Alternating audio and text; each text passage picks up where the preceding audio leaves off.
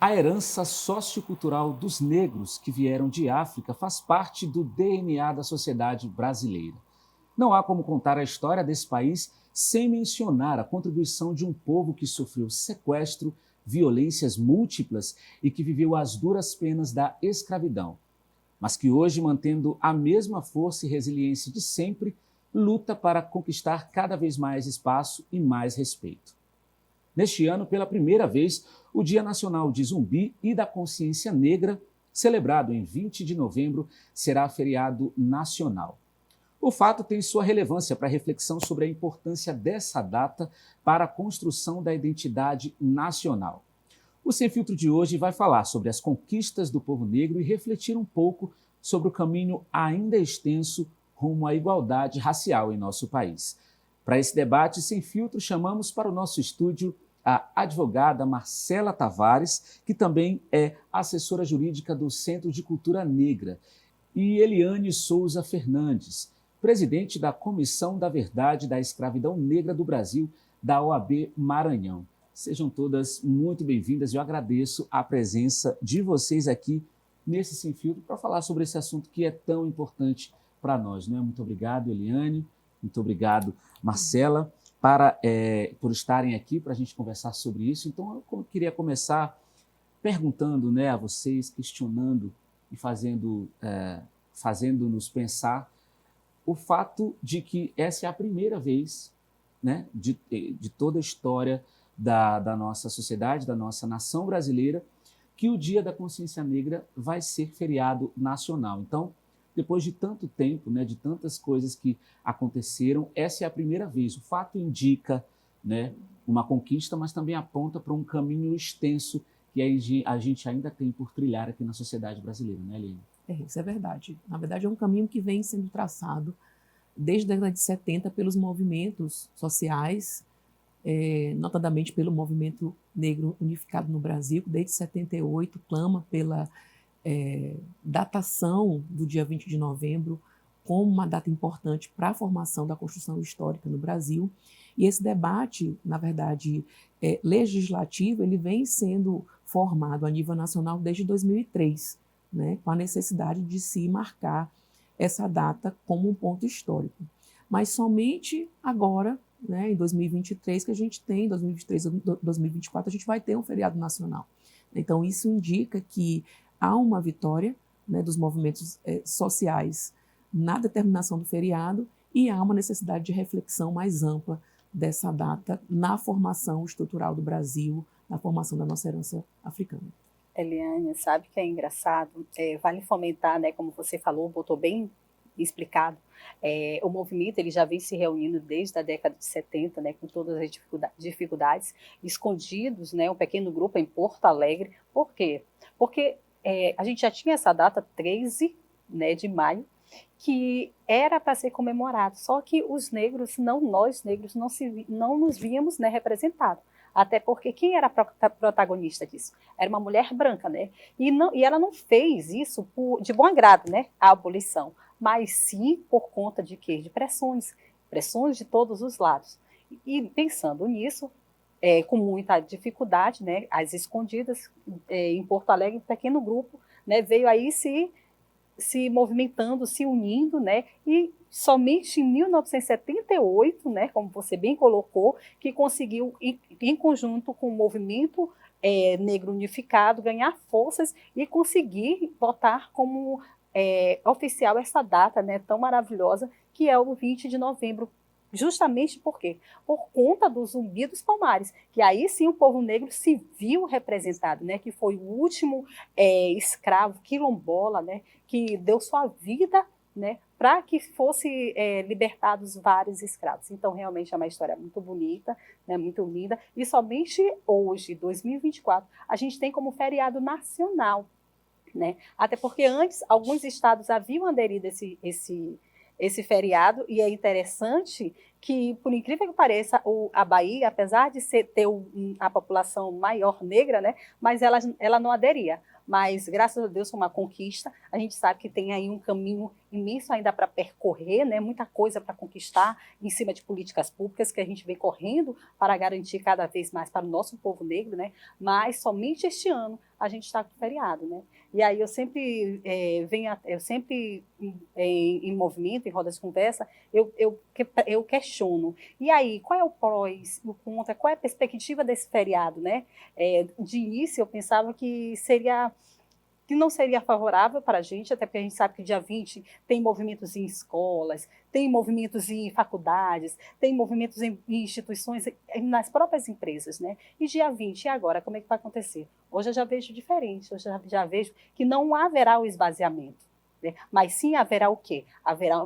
Hoje é uma conquista, né? Haverá ainda mais festas, né? Inclusive no nosso quilombo Liberdade, em vários outros quilombos, e é sim uma conquista e não um fator negativo para o nosso povo. Eu acho que, sobretudo, Marcela, concordo com você, e essa data ser alusiva a Zumbi, ela é muito representativa, porque Zumbi é resistência. Sim. Né? Então, quando se marca essa data alusiva e não o 13 de maio, a gente está falando da resistência do povo preto em prevalecer.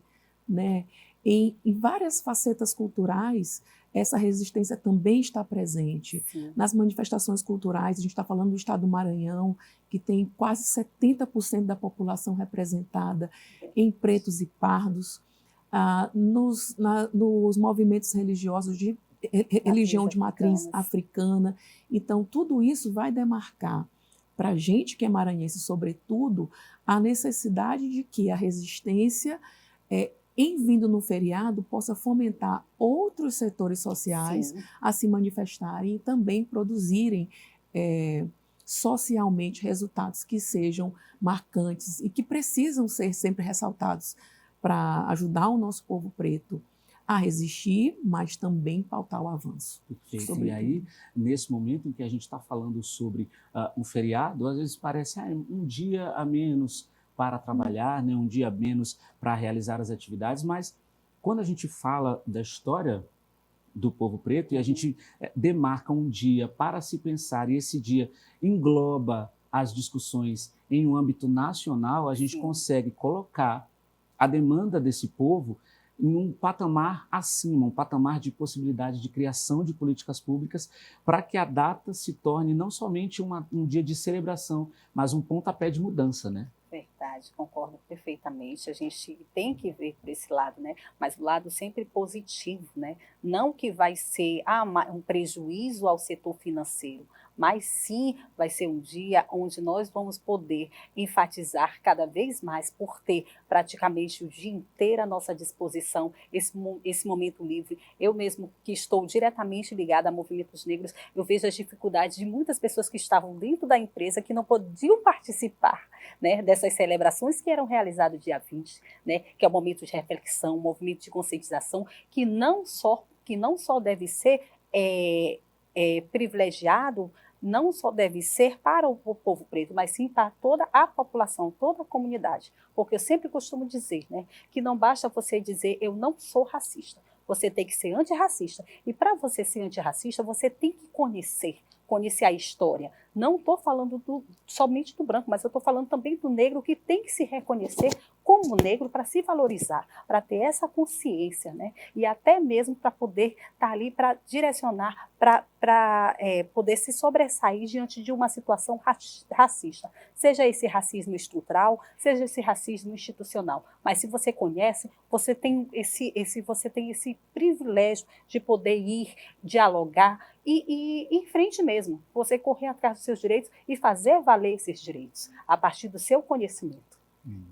Essa necessidade de se identificar enquanto preto, ela vem sendo uma construção importante para o nosso país. A gente sabe que, apesar, isso foi um dado que a doutora Marcela colocou logo no início da nossa conversa, apesar de ser um dado que quase 60% da população brasileira é preta, há muito pouco debate e construção social para que o povo preto se reconheça como tal. Então, acho que esse é o primeiro ponto de combate ao racismo, é você construir essa identidade sem filtros, né? Como a gente propõe, né? Sem mascaramento, sem o racismo velado. E é tão preocupante, né, que se paute essa identidade que hoje, por exemplo, se vem construindo nas escolas a obrigatoriedade que a matriz educacional ela converse com a população sobre as nossas origens africanas, quilombolas, indígenas, porque são determinantes para a nossa formação.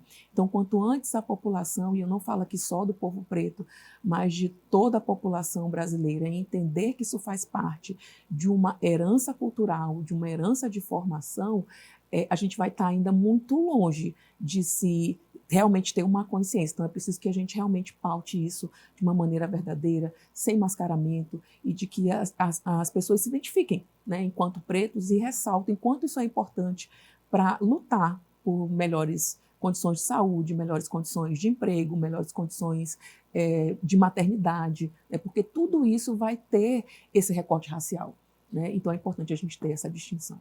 E aqui no Brasil a gente tem, né, essa questão social, já é um fato histórico, um fato científico de que no Brasil a noção que se tem sobre o racismo, sobre o que é ser negro, o que é não ser negro, ela foi muito, digamos, essa questão do fato da miscigenação do povo acaba muitas vezes excluindo a discussão da pessoa se reconhecer como, de fato, um negro.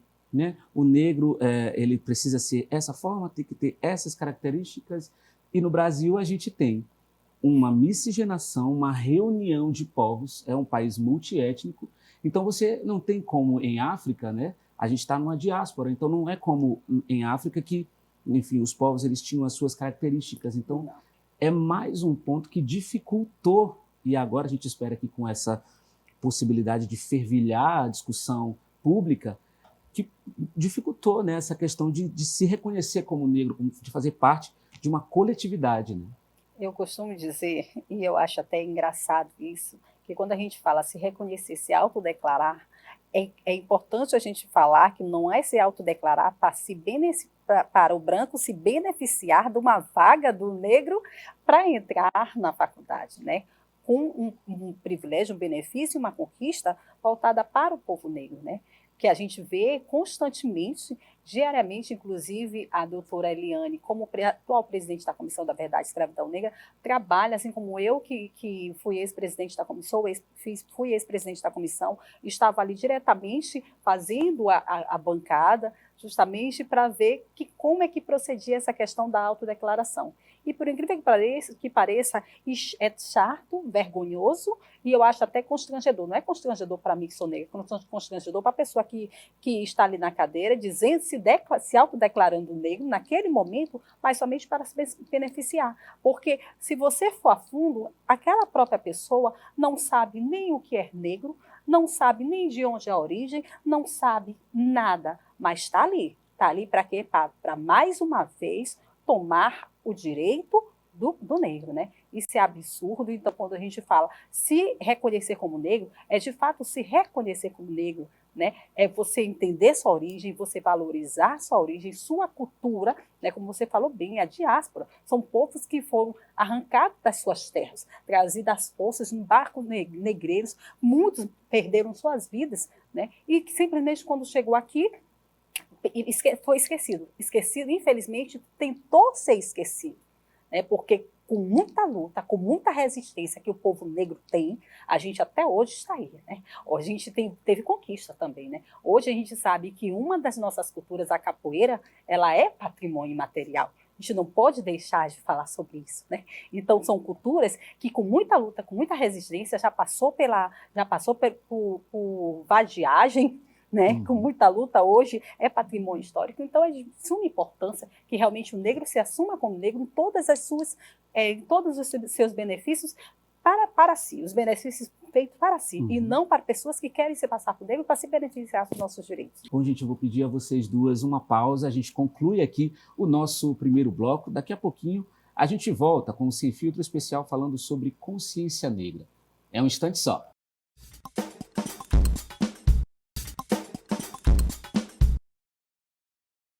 Estamos de volta com o Sem Filtro. O programa de hoje é especial sobre consciência negra. Aqui no estúdio, para debater o assunto, nós estamos com a Marcela Tavares, advogada e também assessora jurídica do Centro de Cultura Negra, e a Eliane Fernandes, que é presidente da Comissão da Verdade da Escravidão Negra do Brasil, da OAB Maranhão. nós terminamos o nosso primeiro bloco, a Marcela estava fazendo uma provocação interessante, né, sobre a questão do reconhecimento, mas como sendo um reconhecimento real, de fato, e não para se beneficiar, por exemplo, de políticas afirmativas como cotas. Isso me faz pensar em um dado que conversa com a educação e que é muito recente, né?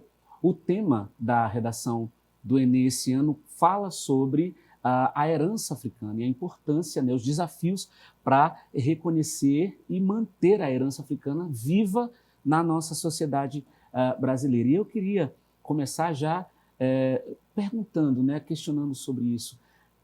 Que avanço, né, colocar dentro do maior, talvez do maior instrumento que possibilita a entrada dos estudantes no ensino superior, perceber, né, ou colocar em pauta esse tipo de discussão, né? É um avanço importantíssimo, né, para o povo negro brasileiro. E é um avanço considerável quando a gente vai ver numa perspectiva educacional de que a política de cotas também ela vai se dar muito recente e vai ter os primeiros resultados a partir dos anos 2020 e em seguida, quando a gente vê que a população universitária no Brasil, por exemplo, ela já alcança mais de 50% de pessoas negras.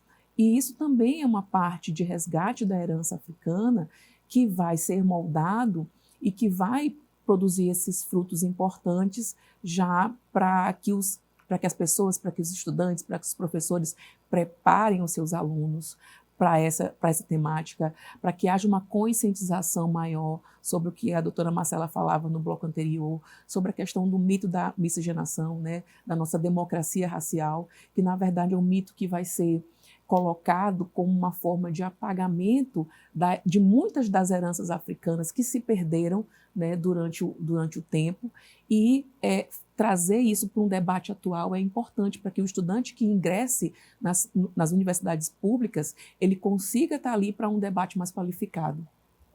Pois é, como eu falei, né, a gente sabe perfeitamente que todo concurso, a pessoa tem esse livre-arbítrio, né, de se autodeclarar como pessoa negra, né, e que vai passar por uma banca de heteroidentificação, justamente para realmente saber se cumpre com aqueles requisitos e se realmente a pessoa é negra de fato, como ela se declarou, né?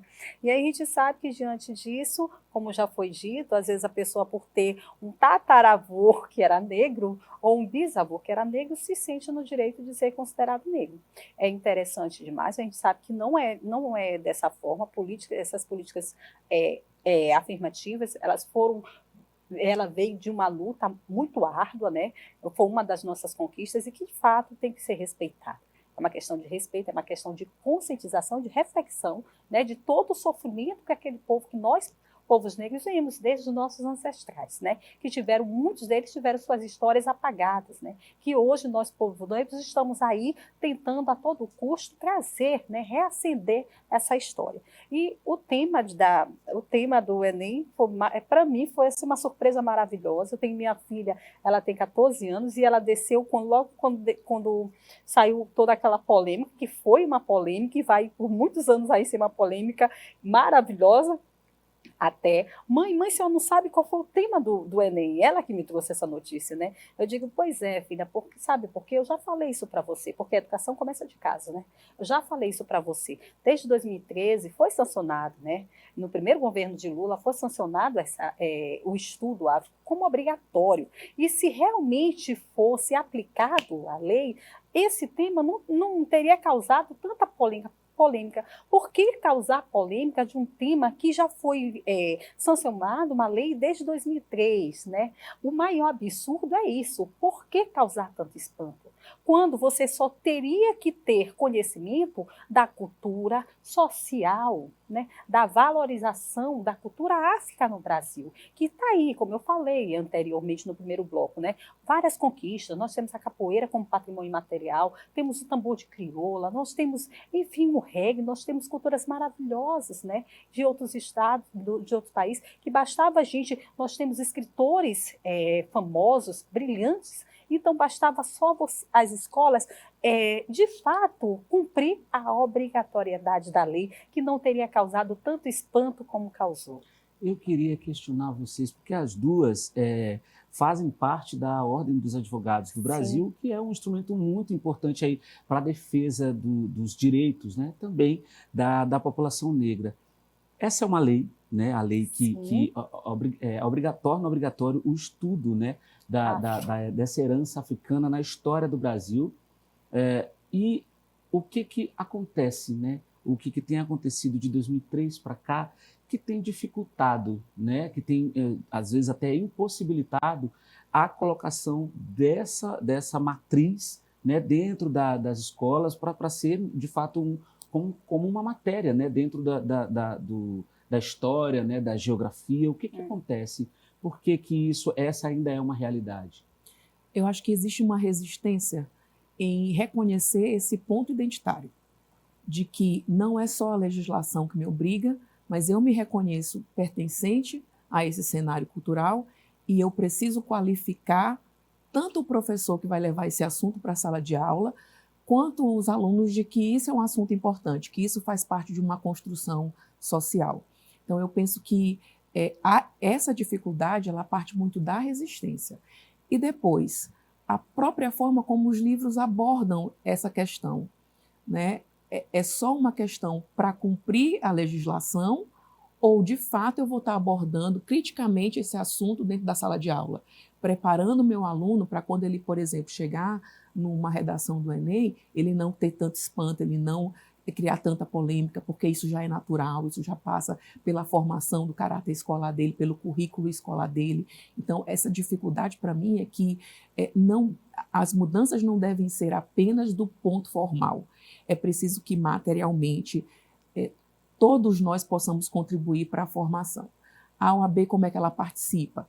É um ponto de democracia, então há a possibilidade das comissões estarem atuando, para estarem dentro das escolas, para levar esse debate, para fomentar a participação dos alunos em eventos que tratam da temática racial, e todo o sistema de justiça, não só a OAB, mas o Ministério Público, o Poder Judiciário, o Poder Legislativo, está pautando essas temáticas por meio de um letramento racial que não seja só formal, mas que seja materialmente colocado para que as pessoas entendam a necessidade e a importância de tratar desse tema que é tão caro. Perfeito. Mais uma vez, Helene, parabéns pela sua colocação, né? Eu também acredito que seja realmente a questão da formação, dos profissionais, não só da formação dos profissionais, mas a gente sabe também que vai além, né? Tem escolas que não admitem a pauta negra. Essa é a verdade, infelizmente, não admite esta matéria como pauta negra. Mesmo estando na literatura, nós não vamos muito longe, tem o Quarto de Despejo, uma literatura maravilhosa, tem o Navio Negreiro também, uma literatura maravilhosa, né? Mas que a gente sabe que se for perguntar hoje para um estudante, não sabe, não tem conhecimento. E era assim para ser obrigatório. Tem que ser obrigatório, tem que fomentar. A lei não pode estar só no papel, ela tem que ir para a prática. E esse posicionamento do governo, esse posicionamento de ser tão audacioso a ponto de vir com esta temática na redação, como você bem falou, né, é um exame nacional, um exame esperado por muitos, né? Agora imagine só, muitos esperam 1000 na redação e não adianta você ter só estrutura, você tem que ter conhecimento, e conhecimento, aí você vai com 50% da estrutura e o conhecimento zero. Então, isso vai valer de exemplo para todas as instituições públicas ou privadas, para que, de fato, venha fazer valer a lei e que, de fato, seja, sim, colocado em prática essa lei. Até porque isso foi só o primeiro passo, porque eu presumo que vai ter muito mais aí essa questão de estar provocando, né, para que seja realmente valorizada a nossa cultura. Exatamente. Instigando. Eu lembrei agora da doutora Marcela falando sobre essa questão da dificuldade da resistência de muitas escolas, daquele caso que aconteceu há um tempo atrás, sobre o livro Avesso da Pele, né, do Jefferson Tenório, né, de muitas escolas reclamarem, quererem que ele saia do currículo escolar, e é um texto que retrata muito bem as dificuldades do povo preto na inserção, desde as suas relações mais íntimas, de relacionamentos amorosos até a sua colocação no trabalho. E por que se discute isso hoje? A gente está falando de uma formação, de uma educação que precisa ser antirracista. Então, se a gente não colocar os autores negros para serem lidos nas escolas, a gente não vai conseguir avançar muito nessa pauta, né? E é importantíssimo a gente falar sobre a questão da literatura, porque a literatura é o espelho da humanidade, né? Por palavras a gente consegue se reconhecer, né? Então, assim, entender que a herança africana, ela não é alegórica, ela não é, né, para ser colocada nessa questão apenas folclórica. Os negros vivem, eles amam, eles sofrem, né? Eles vivem a vida como qualquer outra pessoa, porque somos pessoas, né? Somos todos, apesar de diferentes, nós temos as nossas, a nossa vida, né? Nossas possibilidades de vivência. Então é muito importante a gente, sabe, avançar nessa pauta da literatura, porque aí a gente consegue criar novos referenciais para conseguir ver a humanidade com esse viés, né? Com esse olhar que é mais plural, né? Certo. Aí eu sempre costumo falar, né? Quando a gente fala da pauta negra, é vasta, né? São vários direitos violados, né? Não tem como a gente não falar da questão da insegurança do negro quando ele chega em qualquer repartição. Quando ele chega no shopping, eu acho tão triste quando eu abro o meu Instagram e vejo isso, tá em todos os tipos de pessoa, todos os aspectos de classe social, né? Eu não vou muito longe, o Vini Júnior, eu tenho certeza que a cabeça daquele rapaz já está traumatizada. Toda vez quando ele pensa em entrar em campo, né, ele já ora para que não venha acontecer nenhum caso de racismo. Voltando para nós, eu não vou muito longe. Quando eu chego mesmo numa loja, num shopping, eu tenho que estar assim, com a mão todo o tempo balançando, né? Eu já entro na loja, eu já vejo se minha bolsa está totalmente fechada, sempre com aquela insegurança, o que não era para acontecer. O que é lastimável, o que é triste, é aquela questão do racismo violado, né? E sabe o que é mais triste? Na maioria das vezes, o próprio atendente que está ali, ó, te rodeando, é uma pessoa parda, é uma pessoa negra, né? Mas que infelizmente está ali, pelo fato de nós, no meu caso, eu ser negra, e eu não vou para shopping, ainda mais quando eu tenho que comprar alguma coisa, eu não vou para shopping vestida de advogada. Eu vou para shopping simples, básica, de short, bem à vontade, né? Ou seja, eu não estou dentro do padrão, então eu posso ser qualquer pessoa. Eu posso ser uma pessoa que vai furtar qualquer objeto. Que é lastimável, que é triste, mas infelizmente acontece, a gente sabe perfeitamente disso. Vivendo o tempo todo com um alvo na cabeça e nas costas, né, Eliane? E talvez se a gente tivesse, de fato, uma necessidade de propor leituras, propor debate, o que também sou professora universitária, a gente vê muito isso, né? Não há um apagamento da literatura como esse suporte para a gente combater o racismo só no ensino básico, mas também nas universidades. Sempre me pergunto assim, quantos autores negros você leu que escreve, por exemplo, sobre processo civil, sobre direito do consumidor, sobre direito de família?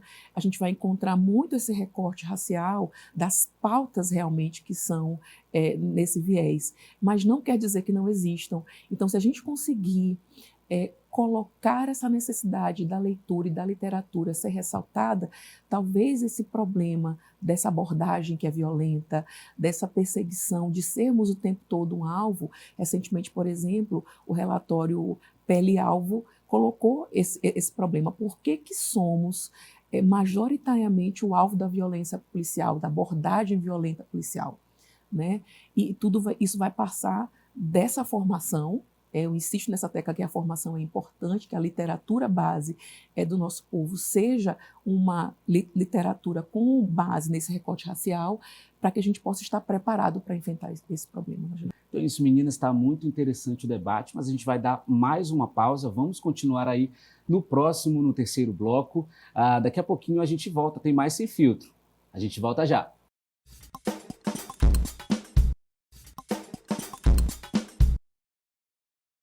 Chegamos ao terceiro e último bloco do Sem Filtro, um espaço de debate sobre temas interessantes que estão na pauta do momento. Hoje trouxemos duas convidadas para somar na discussão sobre a consciência negra. Estamos aqui com a Marcela Tavares, que é advogada e assessora jurídica do Centro de Cultura Negra do Maranhão, também a Eliane Fernandes, que é presidente da Comissão da Escravidão Negra do Brasil, da OAB Maranhão. A gente terminou o segundo bloco agora há pouco falando já até sobre algumas experiências pessoais, né, que o negro tem, né, no sentido de sair na rua e ficar preocupado com algumas coisas.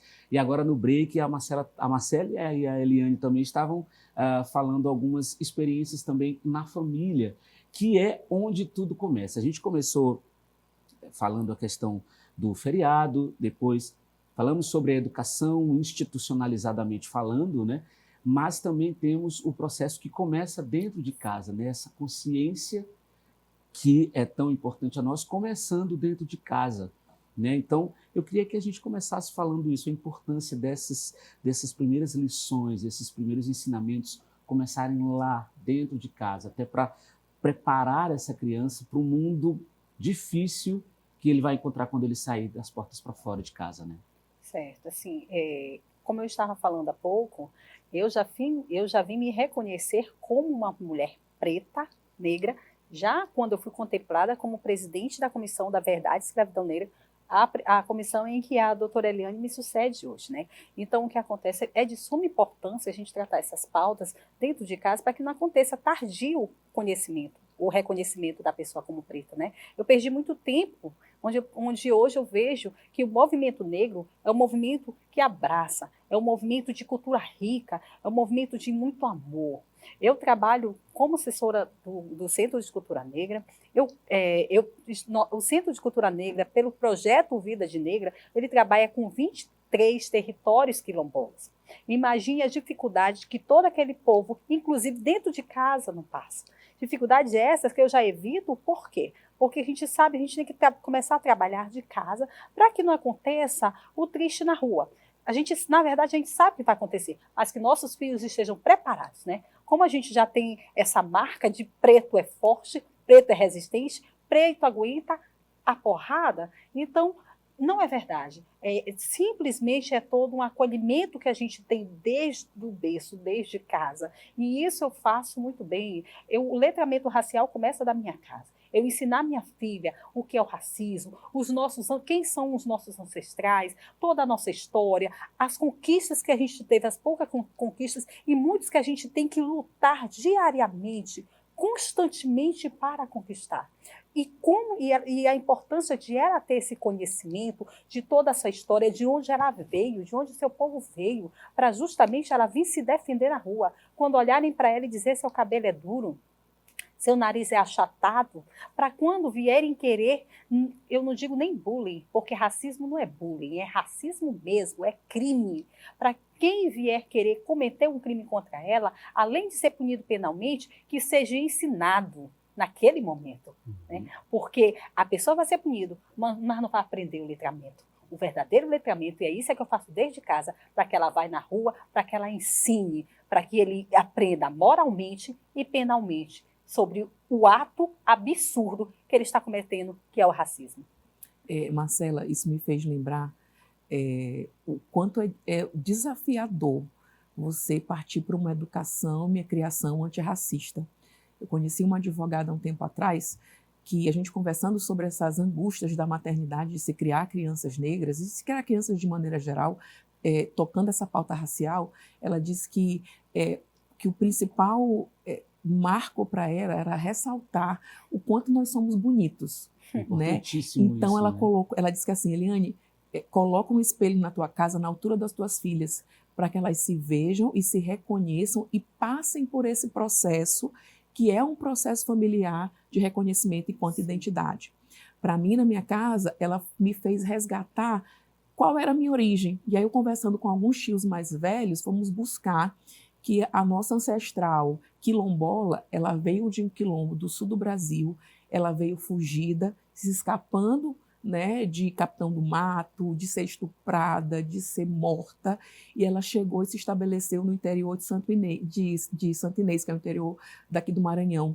E que lá, quando eu converso com meu pai, que viveu essa experiência, que a gente relembra a história da minha avó, então passou por essa necessidade de eu fazer esse resgate histórico da minha formação familiar, para eu poder colocar para as minhas filhas o quanto era importante essa identidade para a gente, o quanto de cultura e quanto nosso povo foi formado dentro dessa falsa ideia de que nós somos existentes, nós fortes, nós temos como aguentar, e não é verdade, a gente não tem que aguentar nada, a gente precisa sim entender como somos belos, como somos um povo que passou por um processo histórico degradante, mas que agora, daqui para frente, a história tem que ser diferente. A história tem que ser diferente. E você falando, né, sobre a questão do resgate, da busca por encontrar, né, a história dos seus antepassados, a história dos seus ancestrais, é muito importante porque nos aponta para um caminho promissor, mas nos faz lembrar de um fato triste, que é o apagamento que aconteceu. É um apagamento que aconteceu e a gente precisa lidar, né, saber tentar equilibrar a consciência difícil de que muitas histórias dos nossos já se foram apagadas, mas que ainda tem remanescente, ainda tem quem busca, ainda tem quem luta por isso, né? Então, às vezes, até no nosso nome, a gente estava comentando agora há pouco, os nossos sobrenomes africanos se perderam na história. Então, o Mendes dos Santos, o da Silva, né? O de Melo. Então, assim, quem é esse de Melo? Eram os donos das fazendas? Então, o nome é de alguém? Então, assim, de repente, exercitar esse resgate é muito importante para que a gente consiga entender nosso posicionamento no mundo, né? É verdade. E aí, é interessante, Eliane, seus filhos hoje, com idade de 10 e 6 anos, já conhecem a história, né? Conhece a história, porque você faz questão de deixar viva uma coisa que poderia ter apagado, assim como se perdeu os nomes dos nossos ancestrais. Isso é de suma importância e fez eu lembrar até o primeiro momento em que minhas filhas estiveram no quilombo. A menor não queria vir de jeito nenhum embora. Disse, mãe, pelo amor de Deus, eu quero morar nesse lugar maravilhoso. Aqui é a minha casa. Aqui é a minha casa. Aquilo me encheu de uma alegria tão grande, que apesar de ela com 8 anos, apesar de ela não ter tanto conhecimento ainda pela idade, mas ela se sentiu ali, acolhida, alguma coisa dentro dela, da origem dela, né, que eu até me emociono, não tem como não se emocionar, né, deixou ela ali naquele momento maravilhoso. Então, o quilombo, eu quando trabalho com esse povo, não tem como. É um povo nosso, é um povo esquecido, é um povo que vem lutando, e o CCN faz essa luta diariamente, lutando em conquistas de terras que vieram dos ancestrais dele, e que o branco fazendeiro, além de invadir a sua própria terra, ainda quer tomar.